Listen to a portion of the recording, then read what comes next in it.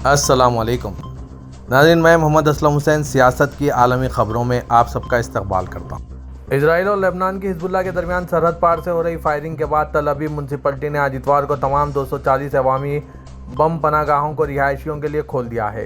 अवामी साहिलों को तैराकी के लिए बंद कर दिया और आज के लिए तयशुदा तमाम प्रोग्राम मनसूख कर दिए। म्यूनसिपलिटी ने एक बयान में कहा, शुमाल में सिक्योरिटी की मौजूदा सूरत हाल के पेश नज़र और होम फ्रंट कमांड के हुक्म पर म्यूनसिपलिटी ने सुबह के वक्त तमाम अवामी म्यूनसिपल शेल्टर्स को खोल दिया। तल अवीव याफो शहर में पूरे शहर में 240 अवामी पनागाहें हैं। कमांड के हुक्म के मुताबिक सकाफती इदारे और तैराकी के साहिल बंद है। इसके अलावा तल अवीव शहर में आज हुई तमाम म्यूनसिपल तकरीबात मनसूख कर दी गई। दरेसना हिजबुल्लाह ने कहा कि इसने गुज़श्ता माह बैरूत में एक सीनियर कमांडर की हलाकत के बदले में इजराइल की तरफ से 320 से ज़ायद रॉकेट और दर्जनों ड्रोन फायर किए, जिसमें 11 इजरायली फ़ौजी अहदाफ को निशाना बनाया गया। इजरायली फ़ौज का कहना है कि तकरीबन 100 इजरायली जंगी तैयारों ने शुमाली और वसती इजराइल को हदफ बनाकर फायर किए गए हिजबुल्लाह के 1000 से ज़ायद मिसाइलों को तबाह कर दिया गया। इजराइल ने लेबनान के जनूबी हिस्से पर हमले शुरू कर दिए हैं। इजरायली फ़ौज ने जारी करदा बयान में दावा किया है कि हिजबुल्लाह इजरायली ज़मीन पर वसी पैमाने के मिसाइल और रॉकेट हमले की तैयारियों में है, लिहाजा इजरायली फ़ौज ने हिजबुल्लाह के अहदाफ को निशाना बनाना शुरू कर दिया है। बयान में मुल्क के जनूब में मुकीम लेबनानियों से इलाका तर्क करने की अपील की गई है। इजरायली फ़ौजी रेडियो ने 100 से ज़ायद इजरायली जंगी तैयारों के हिजबुल्लाह के 40 अहदाफ को निशाना बनाने का ऐलान किया। हिजबुल्लाह ने भी 320 रॉकेटों के साथ इजराइल के 11 फ़ौजी अहदाफ पर हमले का ऐलान किया। बयान में कहा गया है कि फवाद शुक्र व कातिलाना हमले के जवाबी हमलों का पहले मरहले कामयाबी से मुकम्मिल हो गया है। इजरायली ज़राए इब्लाग ने भी तल अवीव से तमाम परवाज़ों की मनसूखी की इत्तला दी है। मुल्क में 48 घंटों का कर्फ्यू लगा दिया गया और हमलों पर गौर के लिए सिक्योरिटी काबीना का इजलास तलब कर लिया गया है। इजराइल वज़ारत दिफा ने भी कहा है कि वज़ीर दिफा योआफ गैलेंट ने अपने अमेरिकी हममनसब लॉयड ऑस्टिन को लेबनान पर अलसुबह शुरू किए गए इजरायली हमलों के बारे में मालूमात फराहम की है। वेनेजुएला ने यूरोपीय यूनियन के हाई कमिश्नर बराए खारिजा ताल्लुकात व सलामती पॉलिसी जोसेफ बोरेल के इंतखाबी नताइज से मुतालिक जारी करदा बयान पर रद्दअमल का इजहार किया। वेनेजुएला के वज़ीर ख़ारजा योआन गुल ने सोशल मीडिया प्लेटफॉर्म एक्स से जारी करदा बयान में जोसेफ बोरेल के बयान की सख्ती से तरदीद की और कहा कि हज़ब इख्तिलाफ लीडर ख़ुआन गुआइडो के नाकाम तजुर्बे के बाद ये पहले वाले नुक्ते पर वापस आ रहे हैं। अपने ओहदे के आखिरी दिनों में बोरेल अमेरिकी अहकामात पर वेनेजुएला पर एक फाशिस्ट हमले की हिमायत करने की कोशिश में है। जोसेफ बोरेल का बयान दूसरे ममालिक के दाखिला मामलात में मुदाखलत करने वाले इस्तेबदादी रवैये का इजहार है। योआन गुल ने यूरोपीय यूनियन से वेनेजुएला की आज़ादी व खुद मुख्तारी का एहतराम करने की अपील की और कहा कि अगर इस डगर को तब्दील ना किया गया तो इस वक्त तक के बाहमी सिफारती, सियासी व इक़्तिसादी ताल्लुकात को सख्त नुकसान पहुँचेगा। बयान में मज़ीद कहा गया कि हज़ब इख्तिलाफ की तरफ से राय आमा को पेश किए गए दस्तावेज़ात का 83% जाली और मनगढ़ंत है। वेनेजुएला आइन और बैनुल अक़वामी उसूलों पर कारबंद मुल्क है। यूरोपीय यूनियन को हमारे मुल्क की मामलात में मुदाखलत करने या इनके बारे में रायज़नी करने से परहेज़ करना चाहिए। शुमाली कोरिया ने अमेरिका के नज़रसानी शुदा जौहरी हिकमत अमली प्लान पर तनकीद की और अपनी जौहरी सलाहियत को मज़ीद तक़वियत देने की वार्निंग जारी की। शुमाली कोरिया और वज़ारत ख़ारजा ने जारी करदा बयान में कहा है कि वाशिंगटन ने जनूबी कोरिया और जापान समेत इंडो पैसिफिक के इलाके में सैटेलाइट ममालिक के साथ इत्तेहादी साख्त को एक जौहरी अस्करी ब्लॉक में तब्दील कर दिया है। बयान में कहा गया कि शुमाली कोरिया अमेरिकी जौहरी हिकमत अमली में तब्दीली की वजह से पेश आने वाली किसी भी सिक्योरिटी खतरे पर काबू पाने और इसे ख़त्म करने के लिए अपनी स्ट्रैटेजिक ताकत को हमेशा की तरह मज़ीद मजबूत बना रहा है और कोई भी जौहरी ख़तरा हो तो इसका फौरी जवाब देगा। बयान में कहा गया कि शुमाली कोरिया अपनी जौहरी ताकत में इजाफा करता रहेगा। यह हिकमत अमली इलाकाई अमन व सलामती को यकीन दहानी और जायज़ हक़ खुद हिफाजती की खातिर इख्तियार की जाने वाली एक बुनियादी और मशरू हिकमत अमली है। वाज़रे के रोज़नामा न्यूयॉर्क टाइम्स ने दावा किया था कि अमेरिका के सदर जो बाइडन ने मार्च में अमेरिकी फ़ौज को ख़ास तौर पर चीन की जौहरी टेक्नोलॉजियों और असले के मुकाबिल अमेरिकी जौहरी जारियत हिकमत अमली को तेज़ी से वसअत देने का हुक्म दिया है। इजरायली फ़ौज ने जनूबी गाज़ा पट्टी के शुमाली खान यूनुस से इनखला करते हुए वसती गाज़ा के बाशिंदों को इनखला करने का हुक्म दिया है। फ़लस्तीनी सिक्योरिटी ज़राए ने खान यूनुस से इजरायली फ़ौजियों के इनखला के बाद रिहायशी इमारतों को बड़े पैमाने पर नुकसान पहुँचने की इत्तला दी। ज़राए ने मज़ीद कहा कि शहर के शुमाल मगरिब में वाक़ मोहल्ले हमाद सिटी में बड़ी तबाही की गई, दर्जनों अपार्टमेंट्स मुनहदिम कर दिए गए। मुकामी ज़राए और ऐनी शाहिदीन ने बताया कि शहरी दिफा की टीमें, रेड क्रॉस की बैनुल अक़वामी कमेटी और दीगर तंजीमें और यूनिट इजरायली फ़ौज के ज़ेर कब्ज़ा इलाकों में लापता अफराद की तलाशी में मसरूफ़ हैं। दरअसल इजरायली फ़ौज के तर्जुमान एविचेरी एड्री ने वसती गाज़ा के कुछ इलाकों के बाशिंदों को फौरी तौर पर इनखला का हुक्म दिया है। انہوں نے کہا کہ اپنی حفاظت کے لیے ان علاقوں کو فوری طور پر خالی کریں اور انسانی ہمدردی کے علاقوں میں چلے جائیں۔ سعودی وزیر خارجہ شہزادہ فیصل بن فرحان نے آج اتوار کو ریاض میں وزارت کے ہیڈ کوارٹر میں بوسینہ بیرزیگونا کے ہم منصب ایلمیڈن کوناکوچ کا خیر مقدم کیا۔ سرکاری خبررساں NCSPA کے مطابق ملاقات میں دو طرفہ تعلقات کو مضبوط بنانے کے طریقوں اور دونوں دوست ملکوں کے باہمی امور پر مشترکہ رابطہ کاری مزید تیز کرنے پر تبادلہ خیال کیا گیا۔ علاوہ ازیں بین الاقوامی منظرنامہ اور اس کے حوالے سے کی جانے والی کوششوں پر بھی بات چیت کی گئی۔ اس موقع پر بوسنیا ہرزیگونا میں سعودی سفیر اسامہ بن دال احمدی بھی موجود تھے۔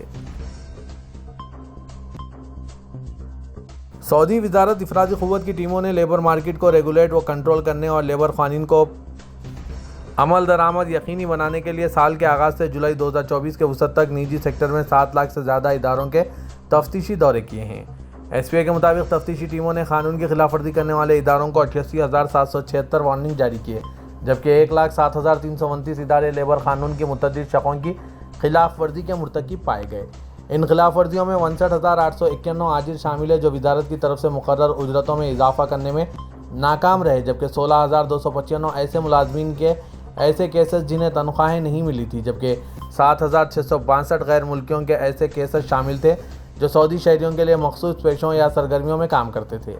وزارت کی ٹیموں نے لوکلائزیشن کے فیصلے پر عمل درآمد کی نگرانی کے لیے کوششیں تیز کرتے ہوئے 5,22,092 اداروں کا دورہ کیا۔ سعودی عرب میں ثقافتی ترقیاتی فنڈ یعنی CDF نے مملکت میں اپنی نوعیت کے پہلے ثقافتی فائنانسنگ پروگرام کا آغاز کیا۔ SPA کے مطابق اس پروگرام کا مقصد ثقافتی شعبے میں پائیدار ترقی، تخلیقی پیداوار اور سعودی عرب کے GDP میں اس شعبے کے تعاون کو بڑھانا ہے۔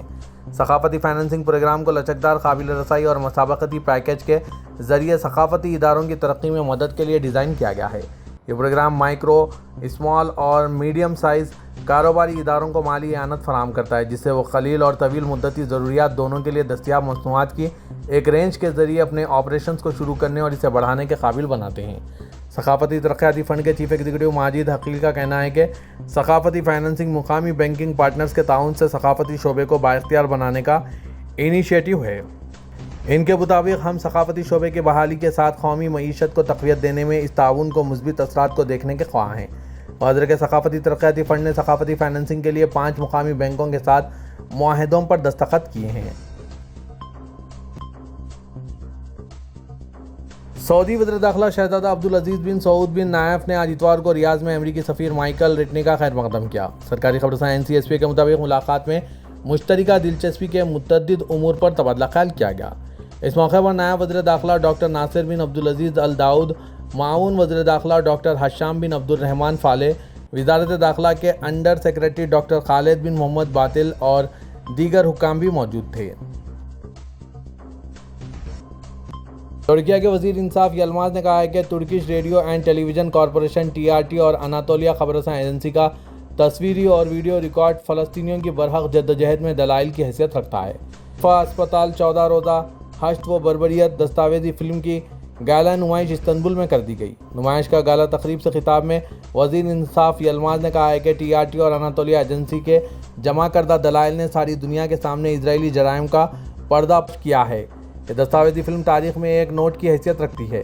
اس فلم میں ہم سب دیکھیں گے کہ اسرائیل کیسے غیر انسانی جرائم کا مرتکب ہو رہا ہے۔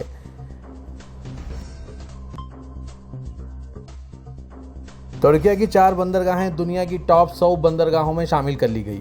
برطانیہ میں مقیم نیوز پورٹلز میں ایک لائٹس لسٹ نے ٹاپ 100 پورٹس 2024 رپورٹ درج کی ہے۔ اس کے مطابق ترکیہ کی 4 بندرگاہیں سر فہرست یعنی 100 بندرگاہوں میں شامل ہیں۔ فہرست میں استنبول امبارلی بندرگاہ 64 میں، خوجہ ایلی پورٹ 85 میں، مرسن پورٹ 91 میں اور تیکرداغ بندرگاہ 100ویں نمبر پر ہیں۔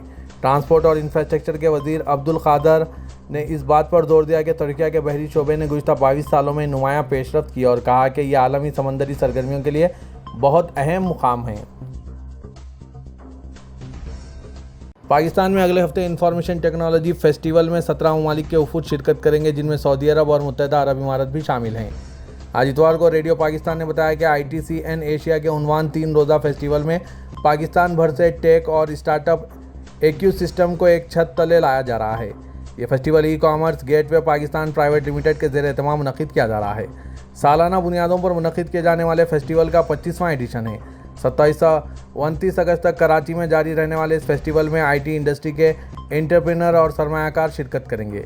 ریڈیو پاکستان کے مطابق فیسٹیول میں 750 معروف عالمی اور مقامی کمپنیاں شرکت کر رہے ہیں، جبکہ سعودی عرب، چین، سنگاپور، آذربائیجان، بحرین، ایران، مصر اور متحدہ عرب امارات سمیت 17 ملکوں کے 350 مندوبین سمیت 70,000 سے زائد وزٹرز کی شرکت متوقع ہے۔ پاکستان کے سرکاری ریڈیو نے بتایا کہ اس ایونٹ کے نتیجے میں $500 ملین سے زائد کی سرمایہ کاری کے امکانات ہیں۔ پاکستان میں خراب معاشی حالات کی وجہ سے برآمدات کو بڑھانے کے لیے حکومتی سطح پر کوششیں جاری ہیں اور جن شعبوں میں اس حوالے سے پیش رفت کی جا رہی ہے ان میں آئی ٹی شامل ہے۔ ہندوستان کے وزیر اعظم نریندر مودی کا طیارہ پولینڈ سے ہندوستان واپس آتے ہوئے پاکستان کی فضائی حدود سے گزرا۔ یہ اطلاع ایک میڈیا رپورٹ نے دی گئی۔ رپورٹ کے مطابق سول ایویشن اتھارٹی کے ذرائع نے بتایا کہ مودی کا طیارہ صبح 10:15 پر پاکستانی فضائی حدود میں داخل ہوا اور تقریباً 46 منٹ تک وہاں رہا۔ طیارہ اسلام آباد اور لاہور کے ایئر کنٹرول ایریاز سے گزرنے سے پہلے چترال سے گزرا اور آخرکار امرتسر کے راستے صبح 11:01 پر ہندوستان میں داخل ہوا۔ ڈی نیوز سے بات کرتے ہوئے سی اے کے ایک اہلکار نے واضح کیا کہ پرواز کو بین الاقوامی سول ایویشن کے معیاری آپریٹنگ طریقہ کار کے تحت اجازت دی گئی تھی۔ اہلکار نے کہا کہ بین الاقوامی قانون کے مطابق ایسے حالات میں نو آبجیکشن سرٹیفکیٹ کی ضرورت نہیں ہے۔ متعلقہ ملک کے سی اے کو صرف پیشگی مطلع کرنے کی ضرورت ہے۔ اخبارات نے ذرائع کے حوالے سے بتایا کہ تیسری بار ہندوستان کے وزیر اعظم بننے کے بعد مودی 4 بار پاکستان کی فضائی حدود عبور کر چکے ہیں۔